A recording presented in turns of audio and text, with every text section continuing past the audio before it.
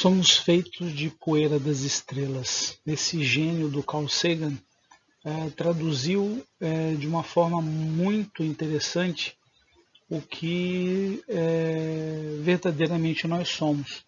Toda a composição química do universo é a mesma.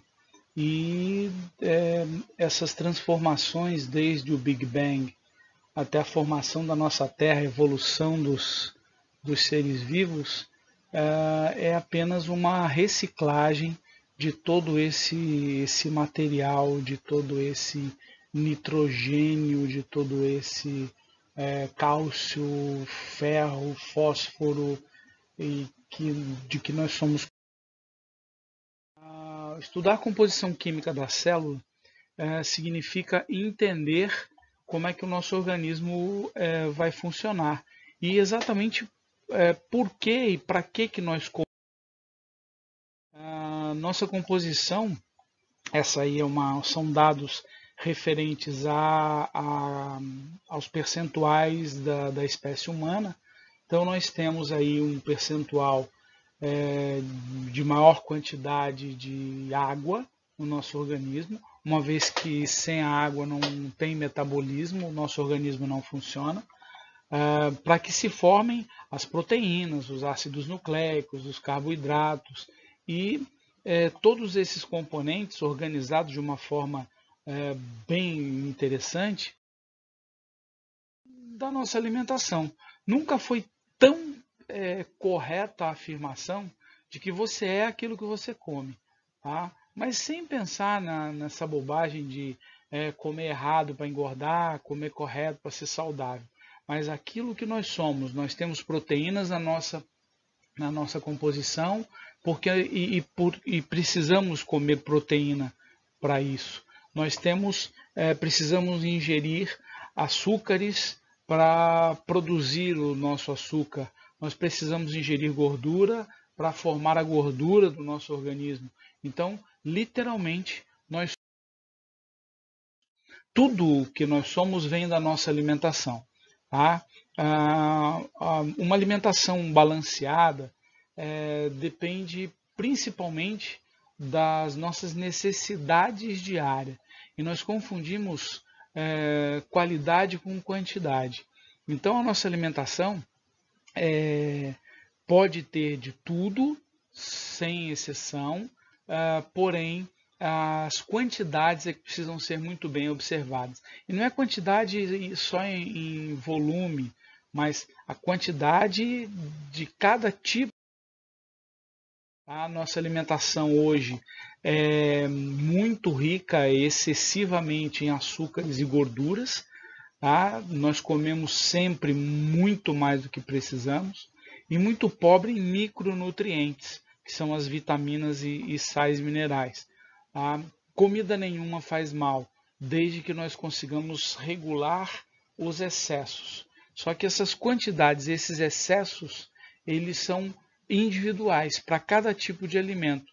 E como nós comemos normalmente, colocamos tudo no mesmo balaio e aí vai excesso de algumas coisas e carência de outras.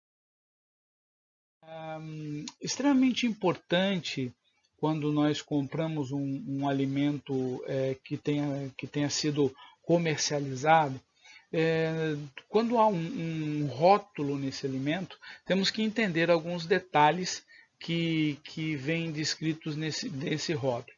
Primeiro, existe um percentual em cima de uma porção diária.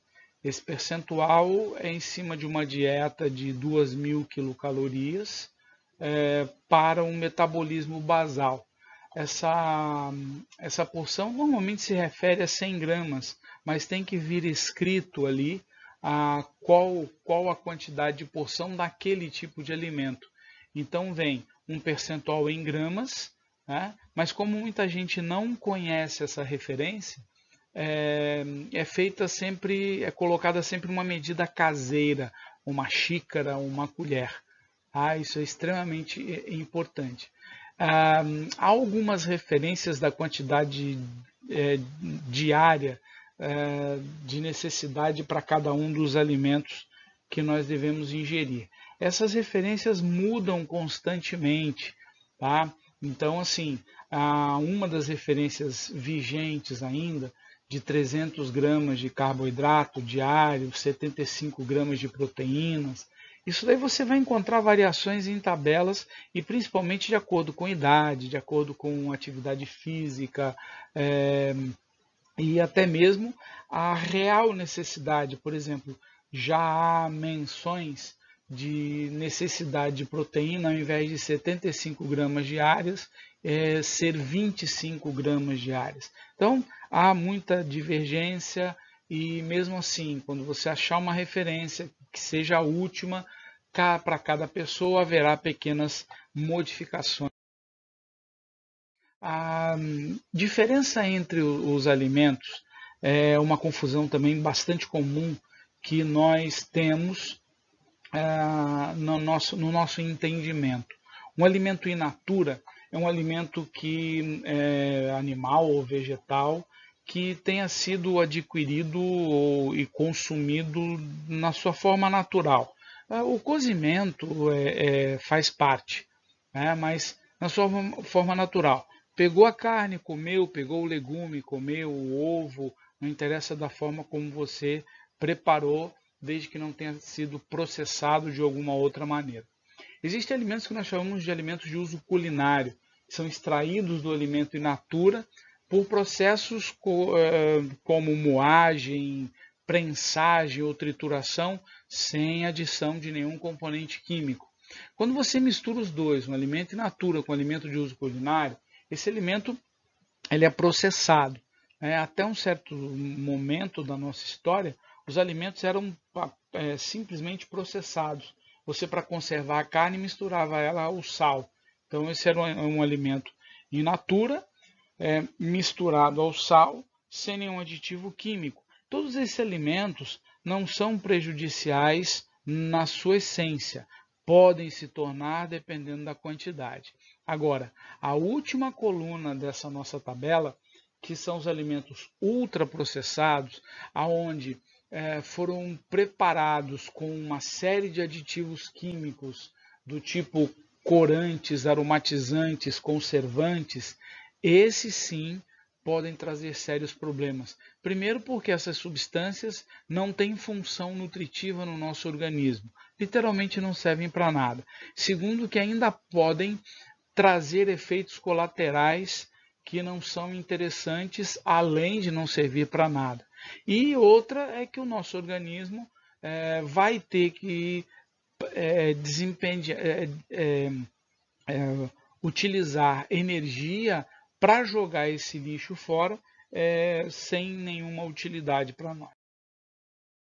Aqui só um exemplo desse tipo de alimento. Do lado esquerdo, um alimento ultraprocessado, com uma série de aditivos químicos e pouquíssimo ou nenhum produto natural. Do lado, o equivalente natural, com uma tabela nutricional com todos os seus micronutrientes e micro e macronutrientes, né? As proteínas são macronutrientes, os carboidratos e os micronutrientes como vitaminas e sais minerais. Estes são alimentos que, embora sejam saudáveis porque não trazem os aditivos, o consumo em excesso, não especificamente do suco de laranja, mas inclusive pode trazer malefícios quando ingeridos excessivamente. Próxima aula, continuamos falando de outros componentes da nossa célula.